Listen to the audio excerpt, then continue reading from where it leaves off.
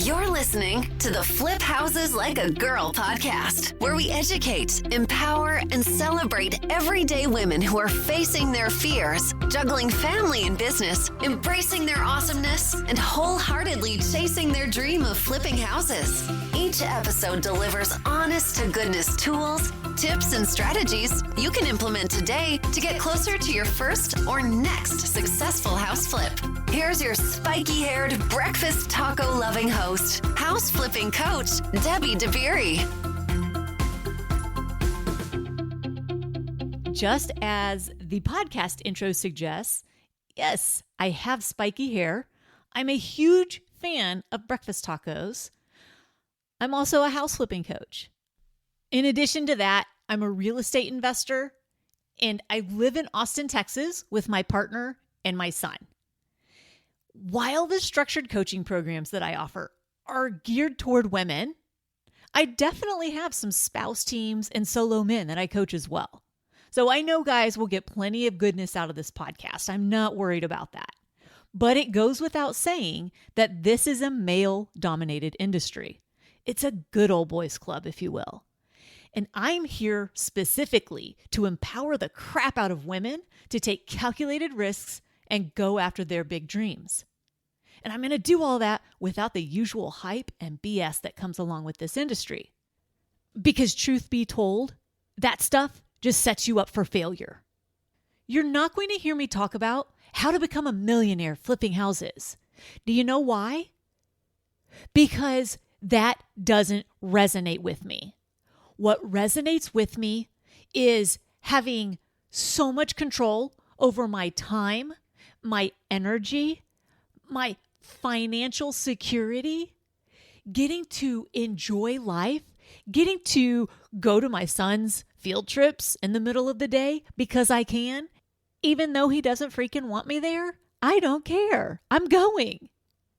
But really, the conversation here is going to be about generating consistent cash flow by loving on old, tired, disregarded houses, adding rental properties, leaving a legacy, and having so much fun and loving our lives along the way. And while we're doing that, we're going to be making enough money to cover all of our bases. We're going to cover everyone's wants, their needs. We're going to donate to charities and organizations that are meaningful to us. And we're going to save. We're going to actually have some to tuck away for savings. That is the conversation here. I just want to be super clear about that. We'll talk about balancing kids and family and business responsibilities. We'll talk about how to find the time to do the things that we need to do to move the needle forward on our business, and so much more. If you want to learn the ins and outs of flipping houses and the mindset that leads to success in this business, as well as celebrate everyday women who are completing their first flips with big grins on their faces, then you're in the right place. Now, my whole life, I've gone against the grain, and I intend to do that here as well. I'm here to encourage you. I'm not interested in interviewing other coaches or the gurus out there. Those stories are tired. I'm interested in how a fellow mom has had this dream for so long, and she finally puts herself first and chooses to chase her house flipping dreams. How an exhausted and beat down real estate agent starts flipping houses and gains so much more control over her time and finances. Those are the stories I'm interested in, and those are the stories I'm here to share. Frankly, I'm interested in you and in your story. We'll be talking about how to overcome the internal challenges and battles we have, like overcoming imposter syndrome and making big strides in our businesses when we do so, and how to keep our minds right when things just do not go our way. How to stay so attached to our why and committed and determined to make this house flipping thing work. Those are all going to be parts of the conversation here. Flipping houses involves way more than just the step-by-step process. And if you ignore that way more, that's what tends to keep people stuck and down when things don't go their way, when they get knocked down, when things don't happen fast enough. In addition to the things we've talked about so far, each episode will have tips, tools, and strategies that you can implement in your business immediately. All right, let me tell you a little bit about myself and my house flipping journey so you can see why it might be at all relevant to yours. So, I have been in real estate since 2003. I got my real estate license for 2 reasons. One, I wanted to be a real estate investor. I don't know. I thought it sounded cool, and I thought you needed your real estate license in order to do so. And 2, my mom said, "Hey, Debbie, you should get your real estate license. I think you'd enjoy it and you'd be great at it." Honestly, I think she just wanted access to the houses that were on the market because she really loved dragging me to open houses, and we always talked about real estate growing up. We were always talking about houses. So there's that. All right, so I got my license in 2003, and over the course of the next few years, I invested in a couple of rental properties, and I was super busy in my traditional real estate business, working with clients, buyers, and sellers. And frankly, I was so burned out. I was exhausted. I was tired of the chase. I was tired of the hustle and the grind because it was a really ugly hustle. It wasn't a structured hustle. And I don't know how best to explain it, but it just felt chaotic and it just felt so overwhelming. The problem is that I was incredibly grateful for the business. I mean, we had a great business and I was incredibly grateful for that. And I knew I needed to make some changes because eventually I wanted to have a family, but I did not want to have a family under those circumstances. I needed way more control over my time, way more control over my finances. So I always had in the back of my mind that I wanted to flip houses. I just didn't know how to do it. And so I thought I could just figure it out. Of course I could figure it out. I was a real estate broker. Well, 5 years later, 5 years of trying to figure it out and being super frustrated and feeling totally stuck in traditional real estate, I finally hired a coach and finally did my first flip. All right. And that was that just opened the floodgates and I was in love. The coolest part for me, honestly, even though I made over 60 grand profit on that first flip, that is fantastic. And that was in 2008. Even though I made that big of a profit, the very best part for me was seeing people's reactions and hearing their reactions. Because all of a sudden, people were calling me creative. And my whole life, I had known myself as an athlete and as like this kind of numbers nerd person. So to be called creative was so new and so far out there, it took me a while to grasp. And yeah, I am super creative, but I didn't have any awareness of that until I started flipping houses. So that was my first flip. And within 12 months, I was making 6 figures. And I was so happy. Like there was so much joy. It was so different than the traditional real estate I was doing. And I really just stopped doing any sort of marketing or any lead generation for real estate clients. I wasn't doing anything. I would work with past clients, which is what I do now, but I do not go out and seek traditional real estate clients. So just to recap, I was an exhausted, frustrated, totally burned out real estate agent. And I knew that I needed to make some changes. And so I finally got the courage to go all in on my house flipping dreams. And I'm so freaking glad that I did. So my sole focus was flipping houses and investing in real estate until March of 2014, which is when the rug kind of got pulled out from underneath my feet. I lost my foundation.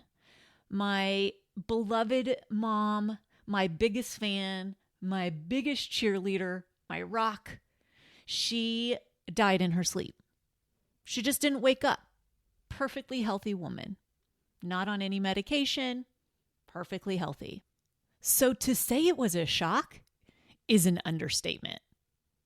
And the way I coped was by throwing myself totally into my kid and the renovation projects that I had going on. I had 2 flips going on at the time. Thank goodness. Thank goodness for my kid and thank goodness for my flips. And that's what I did for about a year. I just focused on flip after flip after flip after flip, because if I had stopped creating in that time, as well as been deeply grieving and mourning the loss of my mother, wow, I don't know how things would have turned out. Because what I've learned is that creative expression is immensely important in my life. So during that time of mourning and trying to figure out how could I turn the death of my mother into anything remotely positive. And it took me a while. It was really important to me that whatever I did was super meaningful to me and made a huge impact on others. And because my mom had always instilled in me this sense of, oh, heck yeah, I can totally do that. Because she always had my back. She was like I said, she was my biggest cheerleader. And I knew I could go try new things because I knew I'd always have her. And so when that was taken away from me, what I realized was during that first year, I was asking the wrong question. I was trying to figure out, how do I move on? How do I keep going in this happy-go-lucky, everything's going to be all right attitude that I had always had up until my mom's death? Because I'll tell you what, that was kind of taken from me. That was hard. And I was kind of just waiting for the next thing. What's that next terrible thing that's going to happen? Because what I learned was that really awful things can happen and come out of nowhere. Within 9 or 10 months of my mom's death, I got a divorce.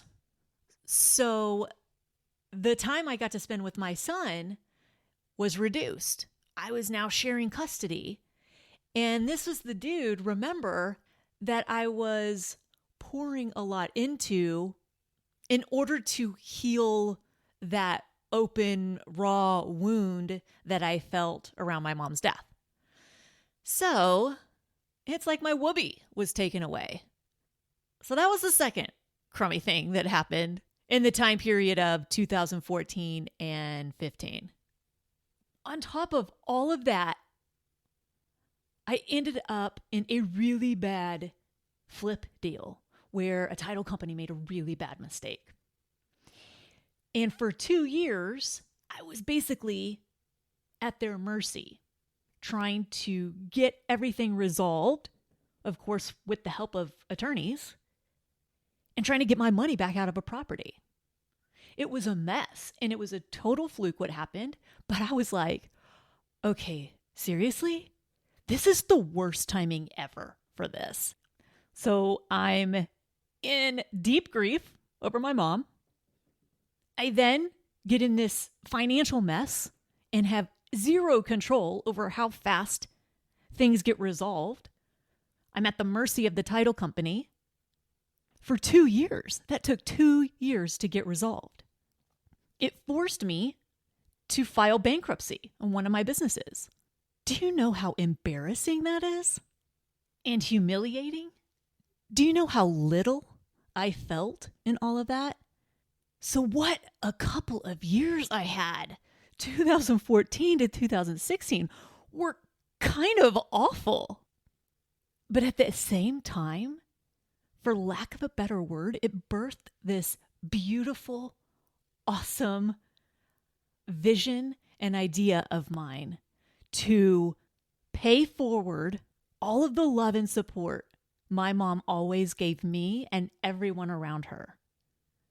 And do that in a way that empowers women to chase their dream of flipping houses and to do it with a support team they never realized they could even possibly have.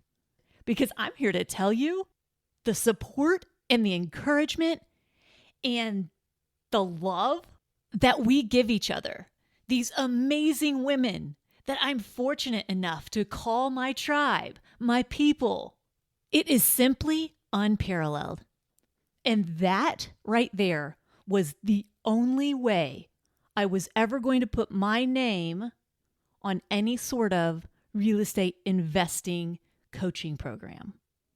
And that was if the support was through the roof, that it totally blew people's socks off, that it was more than anything anyone ever expected.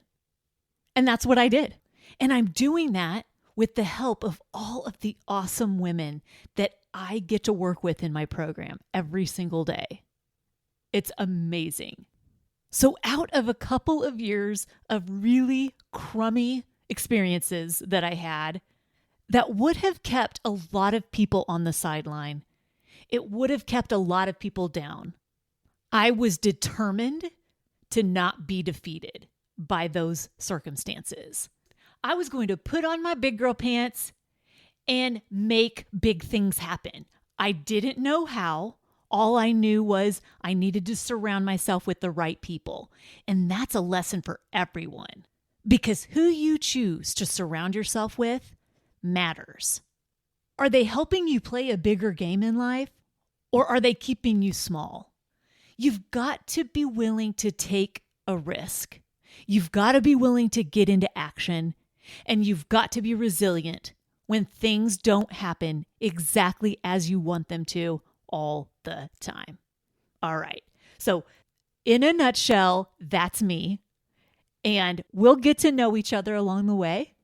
And I am really excited to get to take this journey with you. Thank you so much. And we'll see you on the next episode. All right, y'all. Make it a great day.